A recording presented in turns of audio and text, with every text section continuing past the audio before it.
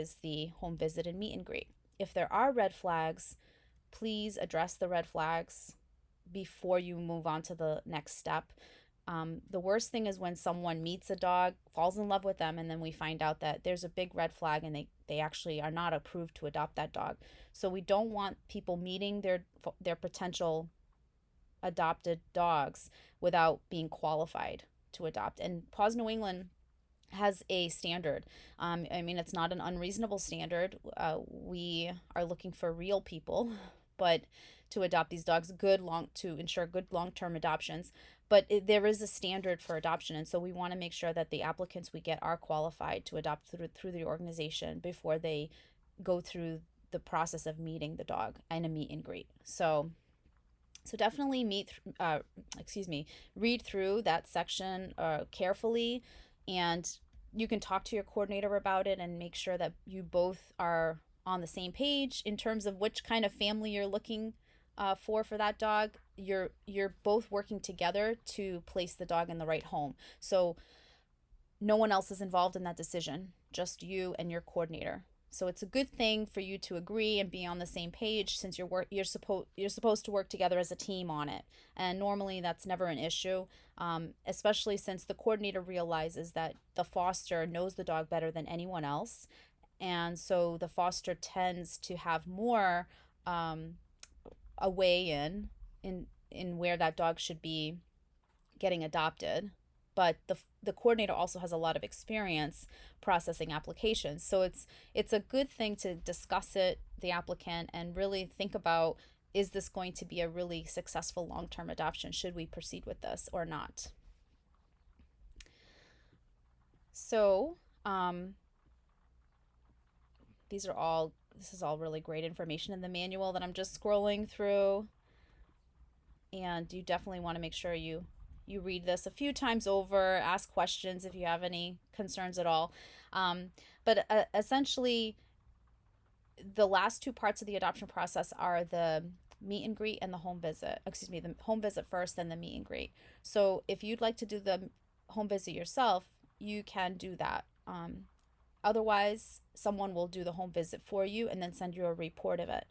And then the final step is the meet and greet. And basically, we just want to make sure that you are witnessing interactions between the dog and the new family, and that everything looks appropriate, and that you can go forward with the adoption. If you're comfortable with the adoption and you want to move forward, let your coordinator know, and then she will send a contract to adopt to the applicant and an invoice via email.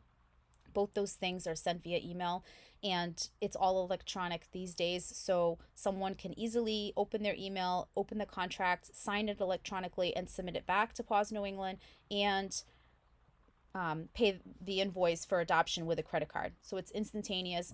Once Paws New England receives the contract and the donation, they will contact you and let you know that they've received those two things, because those are requirements before you can release custody of the dog. So we will let you know when it's okay to release custody of the dog. When you get that email, that confirmation email, then you are free to then plan an adoption day. Whether you're going to drive the dog to their new home or the family's going to pick them up, you work it out however you see fit. The only thing that you need to give that family is the paperwork that the dog came with and anything that was generated while they were with you. You don't need to give them anything else. In fact, all the other things that you have accumulated while you've had that foster dog should remain with you so that you can reuse them for another foster, including any leftover preventatives, for instance. The collar and the name tag that the dog came with, you can mail that back to Paws New England. So you can mail that back to Joanne Hutchinson, and that will be recycled back into the program. Anything else, you can just either give it to another foster, keep it, foster again really soon, take a break. Post adoption, we ask that you do reach out to see how the adoption is going and make sure that it's going well, because we guarantee all our adoptions. So if something's not going right, we really should know in ahead of time so that the behavioral team can get involved and assist. Otherwise, there's a possibility that if it's not going well, then a couple of months from now we may get a call and say that they want to return the dog, and we would take the dog back at that point. So it's best to kind of check in a few times after the adoption, just to make sure that it's going well and that the dog is adjusting well to the new home and all of that. Um, okay, so to recap, one thing that I have to go back and kind of mention is the Facebook pages. We have two Facebook pages. One's a community page and one's a foster families page. The foster families page is where everything is really happening. The community page is just for fun. You'll be added on to both. Now, if you go a period of time without fostering, you'll probably get kicked off the foster families page because it's for active fosters only. And as I said, once your foster dog gets adopted and if you want to take a break, you can do that. But if you take too long of a break, like 2 months or longer, then you might get kicked off that page. Just when you're ready to return to foster again, just let me know. You can email me or text me. I'll give you my phone number at the end of this video, and we will add you back onto the page. Otherwise, don't be surprised if you get kicked off. Active fosters are people that have foster dogs right now or have fostered within the last 2 to 3 months. So if you go longer than that, then you're not considered an active foster, but you're still considered an approved foster for the organization. The Facebook page is also a great way to stay in touch with what's going on, who's being rescued, which dogs are available and need fosters in New England. That's really the only place that you're going to see, like, behind the scenes, what's actually going on, who we're rescuing, urgent requests, information is on the Facebook page for foster families.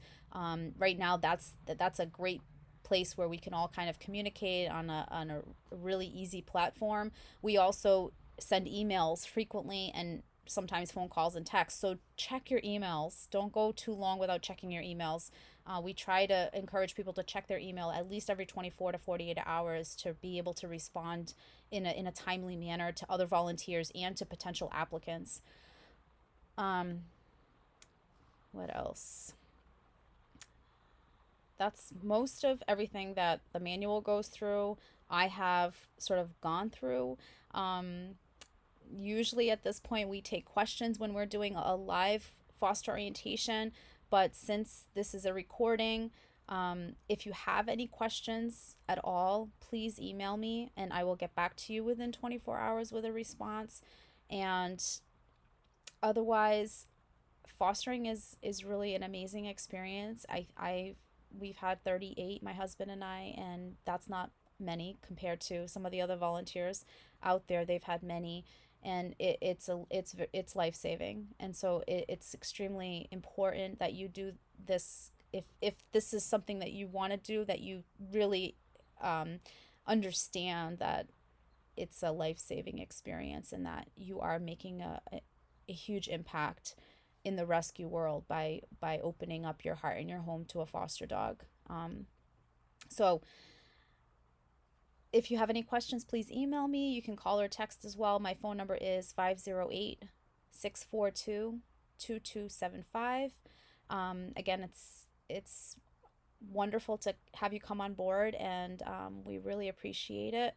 And thanks, and have a great experience fostering.